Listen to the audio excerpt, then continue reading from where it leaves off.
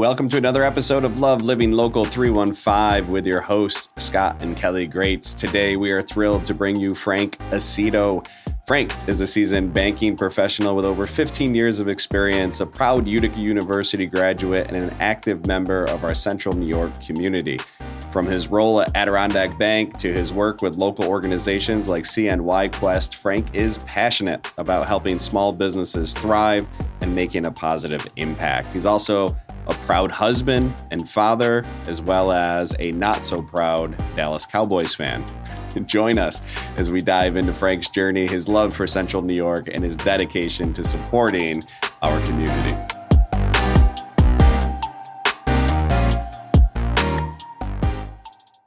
All right, so we have actually had Frank Aceto on the podcast before.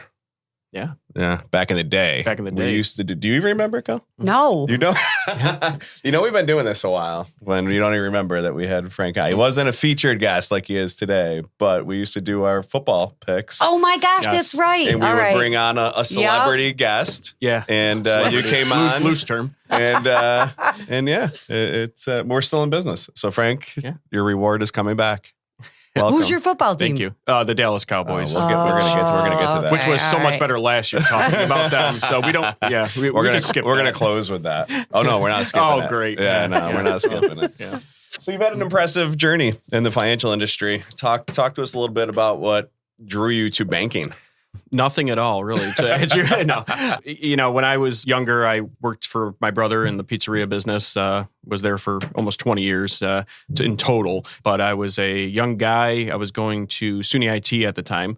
And I said, I got to start doing something with my life here. If I'm going to open a pizzeria one day, at least have some business experience. And that's where I thought my career was heading. And actually, my wife's aunt was worked in a branch, worked in banking. And she said, maybe you should interview for this to have a part-time teller position. So I said, okay. So I interviewed, I got the job, started into banking, had no idea where this was going. I just know I needed something on the resume if I end up going this way. Started as a part-time teller in New Hartford, back when it was HSBC, kind of dating myself, and started there and progressed to full-time. Then a position came available actually in the Barneville branch with HSBC. So I took that position as a kind of like a universal banker. They do both, teller and banker. From there, I really just kind of always strive to do more, learn more. Got a full-time position on the platform, what we call platform in banking. There's a lot of banking terms. There is. Right? You know where that term actually comes from? So back in the day in banking, it was step. It was raised. It was raised. Yeah. And it makes you feel like you're, when you go to talk to the loan officer, you're stepping up. They're probably on the like platform. Smoking cigars and cigarettes and right in the branch back then. Yes, they were. like a Monopoly guy. Yeah. So I got an opportunity there. And then HSBC said, we're selling. Yep. Upstate New York branches going away. HSBC was still is one of the biggest banks in the world. Yeah. So First Niagara Bank came in. So I thought, well, geez, this is a good opportunity. It's a regional bank, smaller, but maybe I'll get noticed. I worked my way up to an assistant manager there. And I thought, wow, I'm really doing good with First Niagara. I want to keep this going. And they sold. So it's so here we go again. Was it KeyBank? KeyBank. Yeah. So KeyBank came in and bought First Niagara and they bought everything. Unlike the last merger I was a part of, this one is totally taking over. So they purchased First Niagara Bank. Okay, so I go to KeyBank. Wasn't quite a fit for me. I already did the big bank stuff. I wanted something more close to home and things of that nature. That's always been very important to me. So not a knock on them or anything. It's just, it wasn't for me. Sure. I got one paycheck from them and I headed over for an interview at Adirondack Bank. I've been there since 2016, which has absolutely flown by. I was actually not even a dad yet. That's when I started there on Halloween. Had to be close, right? Had my kid 7 days later. Oh, okay. I was going to say. We we had our kid 7 days later. I didn't do much. You did these, right? I was there. So after that, I was a branch manager at Adirondack, which was a step up for me again. And I ran the Ilion office, as you know, for 3.5 years. Got an opportunity to go to the downtown at the main office in January of 2020. We all know what happened just a couple months later. So at that point in time, I was looking to maybe do something else in my career. I kind of, did everything on the branch and the retail side of the bank, from teller all the way up to a branch manager. So I had an opportunity to do small business lending. And I said, that sounds fun. So I started that in 2021.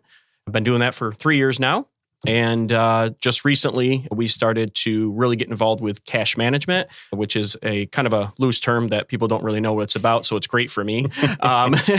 So I've recently took that on this past year as well as a new venture for us. Okay, so 2 minutes in, what I've learned about Frank is whatever he's doing now doesn't matter. Because he's going to be doing something else a year from now. Like, what's the longest business? I mean, do you even do business cards at this point? Yeah, virtual business cards, because that might change. No. Yeah, I mean, it's something to be said about that because, again, I've always looking to learn more in banking, and I just have a mindset of, trying to learn everything I can about banking. And I've been very lucky to have a multitude of positions, but not only that, but sometimes wear a couple hats, which obviously helps you learn and all the angles in banking, because I think a lot of people see banking as I walk into the bank and I cash my check and I leave. But there's a lot more to it than that behind the scenes for sure. Especially for small business owners, small business lending. That's awesome. Why don't you share a little bit about some lessons you've learned from customers over the years? I've learned a lot of lessons. I'm sure you have. Whether you wanted them or not. Good, bad, ugly. One thing early on in my small business lending career, I think was underestimating what goes on behind the scenes and what the livelihood of these business owners and what they go through on a daily basis. So it takes all of one thing really to go wrong to, where they can be in a tight position. Some things you wouldn't even think about. You think about my inventory being stocked up in a restaurant, or that truck didn't make it today, so I can't, serve my customers, or cyber attacks, which has been a growing thing in a lot of industries where money isn't coming in and things of that nature. So when I got into it, it was, you need a truck, here's a loan, have a great day. But it really is an ongoing relationship that you're working with these customers with to provide, financing or sometimes just advice on how they can get from point A to point B. Another thing I've learned is kind of building up your team as a small business owner. So it's not just, I own a business and here's my staff and we're going to do what we do best at every day. It's having a good insurance agent, a good accountant, a good banker, and so on and so forth, to have a team built up for you, because nobody becomes successful by themselves is what I always like to say. So having a team together can really help you achieve even greater success than what you set out to do. So is that the differentiating factor? I mean, when I think banking, I think, well, this is coming from an insurance guy, by the way, right? Because people think insurance, insurance is insurance, right? And a lot of people are think, well, a bank is a bank is a bank. Right. So what sets you apart? Like, what's the differentiating factor? I think it may be a little cliche, especially on this podcast, but it's being local. Adirondack Bank is right in downtown Utica. That's where we're headquartered. Our call center is there. Our underwriters are there. Our commercial team is there. Are up to our senior management and executives. That's where we are. We're right in downtown Utica. So I think what sets us apart is that the local community banks have certainly diminished over the years. There's a lot of bigger banks and things like that. But for our communities and where we work and live every day, having that localness is really our best seller. Because you're right. I mean, you can have any bank and open an account anywhere, but the people are what makes the difference. And having that locality is probably our greatest strength. Another thing that I want to mention, you're talking about, the fact that the bank is local. You are super involved in local community organizations, the Chamber and the Rotary Club. And so what motivates you to do that after you get out of work, and how do you find the time? Yeah, so a lot of stuff. Previously, I was on the Herkimer Chamber Board and Mohawk Valley Rotary Club, and just great organizations in our community. You try to budget your time just like anything else. You guys know that better than anyone, where you have kids at home and things going on. Where I even try to do some things during the workday sometimes, just so I know I can still get home and pick the kids off the bus or whatever needs to be done. But there's a lot going on. I'm actually doing the Warm. I don't know if you guys heard about this, where they actually package up some, goodie bags and things like that for the homeless and things like that to stay warm during the winter. So, you just have to find your spots and do these things when you have the time available. But that's always been very important to me, is to do things within the community. And when I was, especially down here in the Valley, those were two great organizations that I was lucky enough to serve on. Awesome. Talk about merchant services. All the terms are new to me. Yeah, right. Because what was the term you used earlier?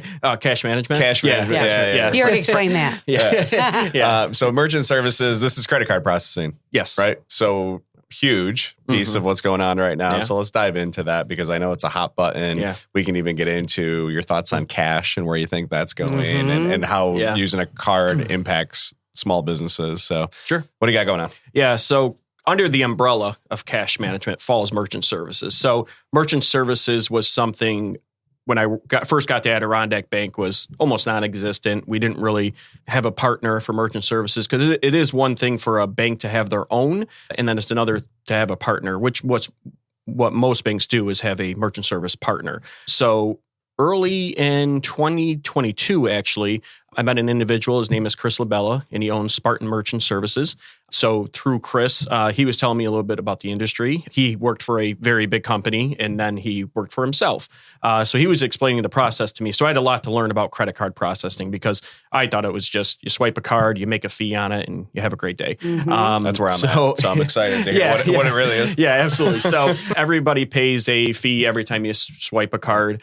What has really changed is the lack of cash in the world and how people pay for things. And we're living proof of that, right? So how many times do you hear people, I don't even carry cash anymore. Right. A lot of places just don't take it. They just don't take it. Right. Or they don't take it. Right. So you're forced to use a card. So as a member of the millennial group, my generation is using less and less cash. The Gen Z generation, I don't think they're going to know what cash is for the most part. A lot of people don't even carry a card anymore. They have it in their phones. Right. They have it in their phones. They don't have physical cards anymore. So as we see spending changing, this was an opportunity for the bank to maybe partner with someone who could help the bank, service their customers because as the demand grew, I started to hear it from my customers. So again, going back to January of 2022, when I met Chris, I presented it and it fell flat. It was just not going anywhere. Chris did a nice presentation for the bank, but it just wasn't something we were going to do. So anything in life, you fail. Did you give up? No. So I went back again to my boss and said, I still feel this is something we should do. So in January of 2023, a year later, which took a lot of time, we ended up partnering with Chris and Spartan Merchant Services to provide credit card processing. So basically what we do from the beginning is we get a statement, what are you paying now? Let's say an existing business. We take a look at that. Chris will run a no cost analysis free of charge and say, here's what I can save you. And from there, the customer can make a decision. Now, with credit card processing, it can get a little involved.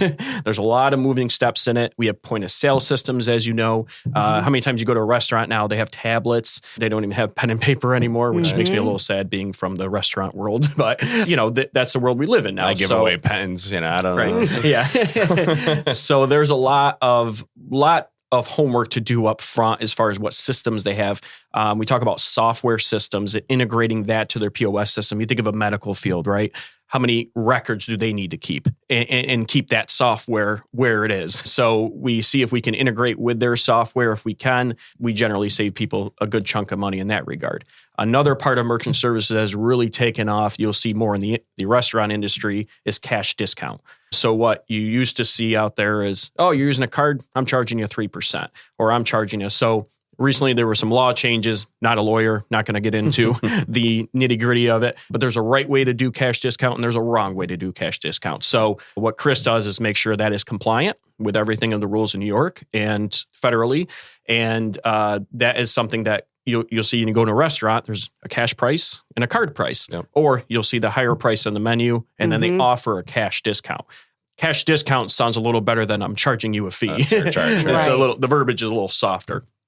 So if you go into a restaurant and they say, you have cash, your bill's $100. Oh, you're paying card, it's $104. If I'm out at a restaurant, I just hand them the card and don't really think twice of it personally. Right. But at the same time, it does give customers the option. But also what that does is it covers the fee for the small business owner. So what they used to pay out of some customers tens of thousands of dollars a year in credit card processing, they are now essentially passing that on to the customer that wish to use card. So it gives you the option as a consumer, but then the small business isn't getting hammered on that. What it used to be, and growing up in the restaurant business, is probably about 30-70 cash. Cash used to be cash is king, right? So people used to pay cash a lot, especially in the pizzerias and things like that. 70% of it was cash 20 years ago. Now it couldn't be more opposite. Cards are dominating the industry. So we've had to adjust to that, and I think this is an opportunity for businesses to stay in business, number one, and number two, to save them in the process of doing it. So, I even talk to some customers that say, well, I don't want to pass that on. I want to, I'll eat the cost, and okay, but let's get you a rate that makes sense for you. So you're not paying high amounts on just to get some income. There's so much. Mm-hmm. I'm not a financial advisor. I'm not here to give stock You're my tips, financial advisor. He definitely does all of this stuff. I will say many years ago, and I realized we're probably moving towards a cashless system. I don't believe my grandkids will know what cash is. They might know what it was, but they don't know. Our kids don't keep change. It's they don't value money. I'm literally picking cans out of the garbage because they just don't care. I'm like, you're throwing money away. Throwing money away. That is 10 cents. You just threw in there. 2 cans. Yeah. Anyway, my tip there was Visa, MasterCard, Amex. Those stocks have 5x'd, over the past since COVID, really. Yeah. A lot of stocks have. But I just that's where we're going. And it's, MasterCard is a fascinating business to me. They own nothing. Yeah. They are worth billions of dollars and they own nothing. Yeah. They're just act as the middle person and take whatever the fee is. What they do own, though, is Visa and MasterCard will own over 80% of the market, which is maybe, a little bit of a monopoly right now. So maybe you'll see some competition enter the card world, if you will. But what they do own is a large chunk of that and no signs of slowing down on that front. But talk about cash in general. I don't think cash will go away. Maybe in my lifetime, but it's certainly been diminished down. I think there's some other problems with cash just going away completely, to be honest. But I think it certainly the demand of it has gone down since COVID dramatically. We've obviously seen that, but hopefully it's never gone forever. I think there's still a place for cash in this world. Yeah. So my pocket. Yeah, your pocket. Exactly. Yeah. Kelly's pocket. Talk about my pocket, right? He always paints me with that brush, but I'm the one that does the grocery shopping and the Christmas shopping and everything else. Frank said it. Well, we can replay that. I didn't paint with any brush there. Okay. Frank's trying to get me in trouble. I said nice things about him in the beginning. Right? So let's talk about team. Let's talk about team in a couple of ways. Let's talk about your team at the branch there. How does your team ensure that these small business owners are getting the best service possible? Yeah. So again, it's a group effort. So, from me being their small business lender or cash management rep to the service at the branches when they're making their deposits and all that, it's just a holistic approach that we're going to take care of every customer, because on a daily basis, and I mean daily, a small business may need something totally different than they needed the day before. So when they need, ways to help cash flow or ways to conduct their banking or access to, online banking and things like that, how that have grown too is different than what it used to be. So now they can pay bills without writing a check, or they can make deposits without actually physically being there. So those type of features in banking have changed dramatically. So you get a pile of checks, you got to go deposit. Well, now we have remote deposit capture. You can scan them right at your desk. And that's our kids do that, even not on a small business. I can't even imagine being a business owner, just personally, the way that we've changed the way that we do banking with transferring funds and the kids just take a picture of their paycheck and it's instantly in there. It's in there, right? Yeah. Yeah. So it's different. It's definitely different than what it used to be. I think we're in a unique banking stage where you still have, the older generation is, I go to the bank, and I remember when I got in banking when I was a part-time teller, and we'd have 3 drive-through lanes packed on Social Security Day. Right. Just you got your Social Security check and you went to the bank and you cashed it. That's just how it was. And I remember when Social Security changed and mandated direct deposit, and people went crazy. They were like, "What do you mean?" And I said, "Well, your check will be in your account that day, and then you can come in and get cash." It was just a different way. So as we moved on from things like that, I think people have adjusted, but I still think there's a demographic where you have to be there in person, talk to people. That's where, Adirondack Bank, I think, is that middle ground right now. For security purposes, right, exactly. Too. Oh, absolutely. So you still have people in person, you still have the online stuff, but just, again, someone local you can talk to. So when someone calls and picks up the phone, they're getting me, and if I can't help them, I direct them to a department who's 2 floors down from me in Utica. Right, so it's not which is anything huge. Where I mean, we say it all the time, right? I mean, multiple businesses and money all over the place and kids in college. Whenever we call not anywhere, like 90% of places. Yep. It's an automated system. You never get a human. You can't get a human. And then you don't know where they're located. They're not even. And you're right. Like if I call down to Adirondack right now, I'm going to get somebody. Right. Which is, worth whatever. So you work with a lot of small business owners. What I find in the insurance world is typically people are really good at sales, and then they get it in their head like, hey, I'm going to start my own business because I'm good at selling stuff and, whatever. Yeah. And then they get in, they have no idea how to run a business. and so you probably have seen this too in the pizza business where it's like you make a great pie, but then you open your own business and you're like, now I've got employees and I can make a pie, but I don't know how to run a business. Right. Yeah. So what's a common mistake that you see small business owners making? Yeah, I think with a lot of small business owners, when you're getting started, it's such an exciting time, and although it comes with a lot of risk, for a lot of these people is they're living their dream. So what I think sometimes they get a little tunnel vision, and rightfully so sometimes, where they're focused on what they do best. I'm a baker. I bake. That's what I do, and I'm darn good at it, and that's great. But I think building up that team I had mentioned earlier is really probably your first step. Honestly, before you even open the doors or even get close to opening the doors, is having that team behind you. Because I'm a firm believer of the old saying of, I know what I know and I don't know what I don't know. So if I don't know something, I try to even educate my customers to the point of where they feel comfortable knowing the outer workings of a business. It's not just I go in and I bake my bread and I go home. There's a lot more, and any small business owner will tell you, who's been doing it even a few years, that they've made mistakes and they've learned a lot throughout the process of being a business owner. One of the largest issues we had in COVID was staffing. I had small business owners that I didn't have to worry about staffing for almost a decade. And now all of a sudden I can barely keep my doors open. So that was a really, a tough time for small business owners to even stay in operation. And through PPP and some other things, which sometimes when I say PPP, I still get jitters. It was a rough time in the baking industry. I'm sure you took a call or two from me during that. Yeah, it was an interesting time in banking. Learned a lot, that's for sure. That was something that nobody saw. So, I mean, to answer your original question, I think it's just having a good, solid team behind you. Even trying to prepare for the things you can't prepare for sometimes, like staffing and things like that. What would I do if, my 4 employees weren't here tomorrow?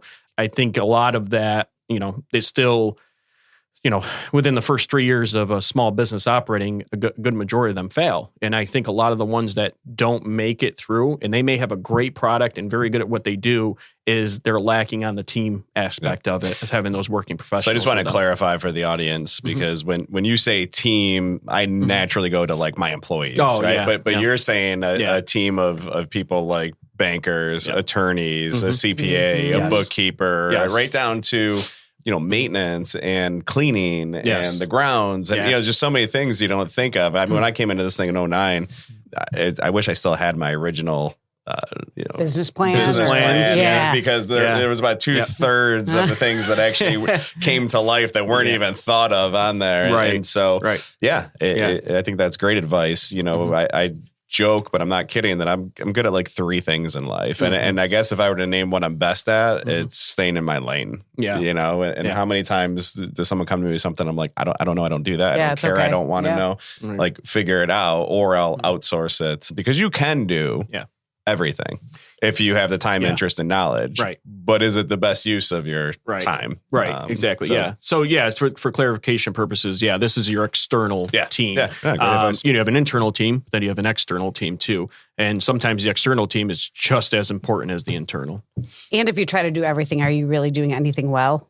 Right. Because you're splitting yourself. The old jack of all trades, master of none, right? Yeah, exactly. All right, let's hitting get into a lot of people where it hurts right now. CNY Quest and community service. Why don't you talk a little bit about its mission and what drew you to their board and support their work? Yeah, absolutely. So earlier this year, I joined the board of directors for CNY Quest. Great organization right in Utica. And they offer services for individuals with disabilities.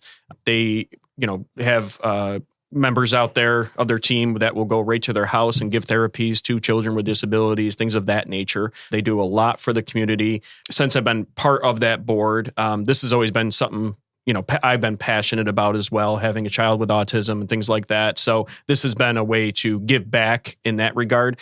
So since joining that board, I've learned a lot too of what goes on behind the scenes. Again, just kind of learning that for that.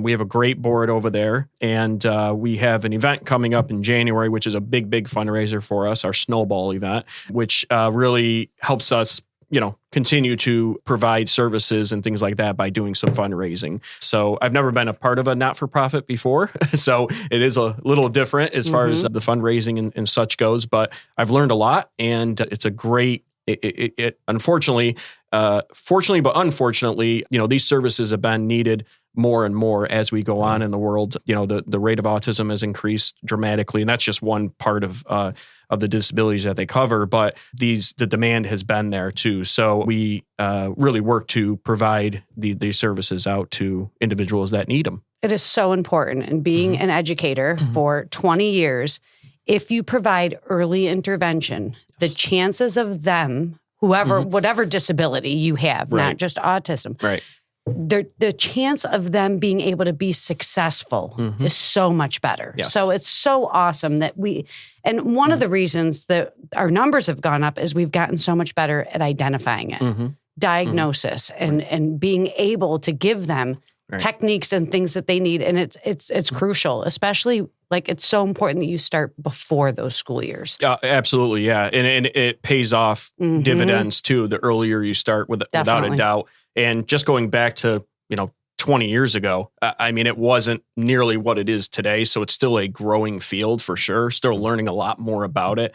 But one thing that has proven is, to Kelly's point, is the fact that the earlier you start, the better, for sure.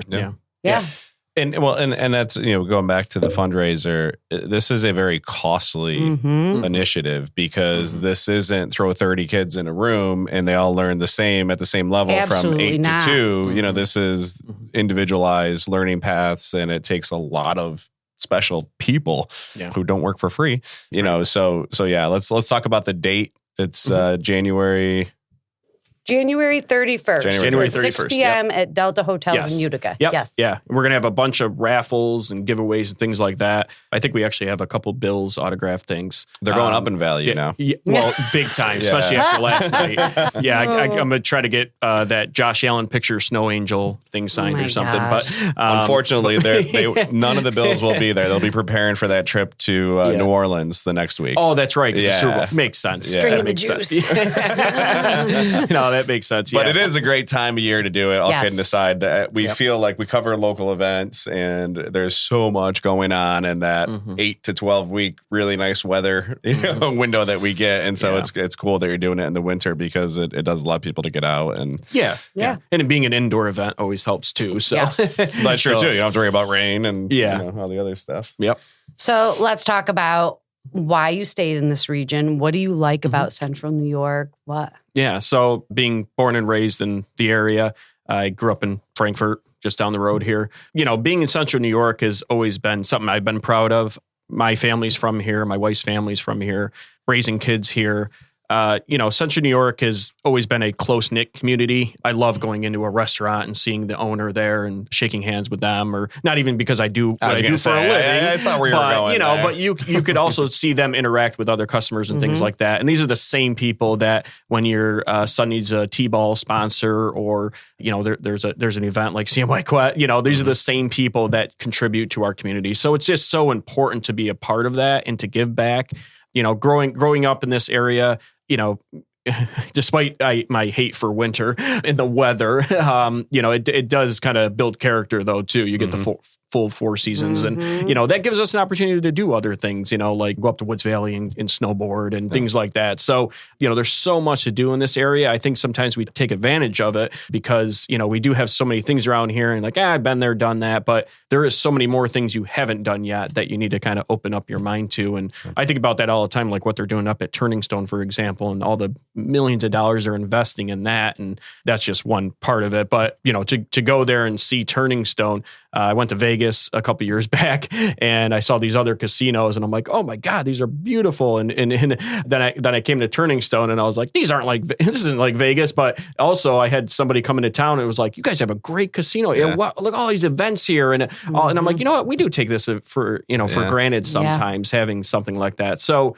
living this area has always been, just a blessing to have such close-knit communities, our neighbors, and like everything you guys are doing on this podcast is just so nice to meet people and have it. Because a lot of times one thing I've learned in banking is everything is connected in some way, shape, or form. Mm-hmm. It really does come full circle for whatever somebody does. It can affect your business, or it's somebody you can help out, and even if it's just a piece of advice. So that has really meant a lot to me living here. Yeah, we do operate in a connection economy. And, sure. Even people you're not doing business with, they typically can lead you to somebody who can help you, no matter what the situation is. Yeah. So, it's a special place for sure. Before we always close with our rapid fire 5, before we get there, how can people reach out for a free, no cost analysis or banking advice? How do they find Frank Aceto? How they find me? Well, you can always go to the Adirondack Bank website. All my contact information's on there. Call, email, text, whatever. Just get a hold of me. Stop down.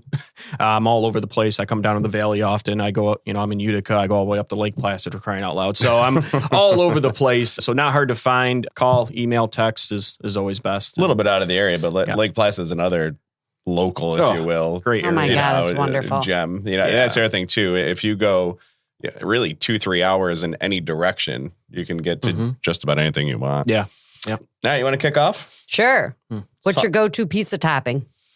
I'm kind of classic, and I can never pass up pepperoni. It was the first pizza I liked as a kid, so pepperoni is still probably my top one. I know that's boring and it's maybe not a little basic answer, but hey, I love a good pepperoni. It's your answer, which makes it special. Yes. Speaking of special, you got a date night with the missus. Now you guys are raising 2 kids, right? So you're in the thick of it. No curfew, no budget. What are you going to do? Wow, no curfew, no budget. I've never been there before. We were just talking about Lake Placid, actually. I love going up there. I go to like Smoke Signals Barbecue, just sit out and look at the lake and all that. I think a nice, night away, something up there would be a lot of fun. They have a old school movie theater that is cash only, which is really fun. We were talking about that earlier. Catch a movie and eat dinner and look out the lake that'd be a nice little getaway. We went up to Placid when they did the Santa. It's a great time of year to do it. Oh my God, it's beautiful. Yeah, the whole Main Street scene with the and Christmas. Then the dog sleds on the lake, Mirror Lake, when it's really frozen over. It really is. We brought awesome. The kids to. They did a little reading at the library? Yes, or something? Library. They had a little play, play, right? Yeah, it was which awesome. we thought was like really cute. And the kids wanted to kill us. Yeah. Yeah. It's a diverse town too when things are going on, and there's people from Germany and Ireland, and you're just walking down the street with their skiing team or whatever. It's really one of the cool. most amazing stories that one of the 3 greatest sports moments in sports history happened. I mean, it's just bonkers to think it was right up the road. I know. What's the most ridiculous banking question or request you've ever received? Gosh, that's a toughie. I think a lot of try to keep it PG for a couple that come to mind, but you can go PG-13. PG-13 is our limit. I think a lot of times it was centered around fraud, and a lot of customers that got duped. Unfortunately, there was a couple that come to mind where some boyfriend girlfriend internet things came about. What do you mean? That's my girlfriend. And have you ever met her in person? No, I haven't. I sent her $5,000. Okay. So you met me in person. How much do I get? No. So, we've had a couple of those. And sometimes these are people that just, maybe they're a little lonely and, vulnerable. And that's who these fraud people target. Mm-hmm. But actually had a customer drop off $5,000 in cash. This is not a previous bank, but $5,000 in cash to a woman who he thought was his girlfriend, and kind of got catfished there. So it wasn't really a ridiculous question. It was just more of a situation where, unfortunately, things like that happen and you feel bad, in the moment. Luckily, we were able to recoup it through the authorities and all that. Yeah. So it was a happy ending one, but some of them don't have such a good ending to it. So I think that's something that was a little wild in my career. Yeah, I've had some awkward conversations with people around finances, credit, when we would pull credit reports and see some things that the other partner didn't know. Yeah, that's always a conversation sometimes too. That's why I don't look at anything. Yeah, there's nothing to look at. There's no money. There's look at the kid's account. Yeah. All right, what's a secret skill that most people don't know about that you possess? Professionally or wherever you want to go. I think, darn well, especially doing stuff like this, is just networking, just having connections within the communities. Yeah. It's such really a blessing to be able to pick up the phone and call somebody at a different organization or, to help out a customer or of the likes. I think that is very undervalued in our world where you have connections, So now that I've kind of built up this small business portfolio, it's like, I need to get my car fixed. I need an insurance quote. So I can outsource it real quick and just know people in the industries to help them out. And I think that is, maybe a little overlooked to have those connections, especially in our community. I'm going to be totally honest here. We're at the end. So let's do this. I don't always trust people that I can't find dirt on. Wherever I go, Frank's there. So when we talk about networking, I don't think I've ever been to a networking or community event or school event where Frank's not there. Frank's everywhere, including work, including with family. It's weird. And I've never heard anyone say anything bad about you. Oh, really? Which makes me not want to trust you. There's got to be something. Yeah. I mean, I am a Dallas Cowboys fan. Did I mention that? He's teeing it up. He's teeing up the last question for you. But, all kidding aside, your team, and when you were managing Anilian, they loved you. I would try to get some stuff out of them, and they wouldn't even say anything bad about you. So I don't know how you do it, but you do it. Yeah, I just pay him on the side. It's really quite. Bribery. No, I appreciate the kind words. I always try to leave people with a good impression, whether they're part of my team or just people that we do business with. I always try to do my best for everybody in that regard. Yeah, I get it. Listen, I already hyped you up, but you're doing it. There's times I had to deliver bad news too that people maybe, I'm not their favorite. Your wife's sitting at home right now, fist clenched. Yeah, she's got a list. Give her my cell number. If you want a list, she's got one. I can relate. We promised you one Dallas Cowboy question. You've done a lot in your career. If you were hired as the general manager, could Frank Aceto bring the Dallas Cowboys back to glory? Oh, without a doubt. I mean, there is potential. There is hope. There is hope and just potential. Got to get rid of Jerry. You just got to get rid of the owner / GM. Yeah, if that guy should just hand over the reins to GM. Probably should have done that over a decade ago. But here's the thing with billionaires and egos. Yeah. I don't deal with a lot of billionaires, so that's where I'm lacking in my experience. But yeah, they don't like to hand over control. I've come to find out. Well, Frank, this has been an absolute pleasure. We've been trying to do this for the better part. You were on our original list that we made a year and a half ago to bring in, and here we are, a year and a half later. Oh, second time. Second time. Yeah. Better late than never. Thank you both for doing this. And it's been a lot of fun. I appreciate it. Thank you for tuning in to another episode of Love Living Local. As you know, we do not run ads. Our only mission is to shine a spotlight on amazing people doing amazing things here in our local community. If you'd like to support us with this mission, we have 3 ways you can help. You can share our content on social, subscribe or follow the show on your favorite podcast platform, and you can visit our lovelivinglocals315.com website to stay up to date with everything happening in Central New York.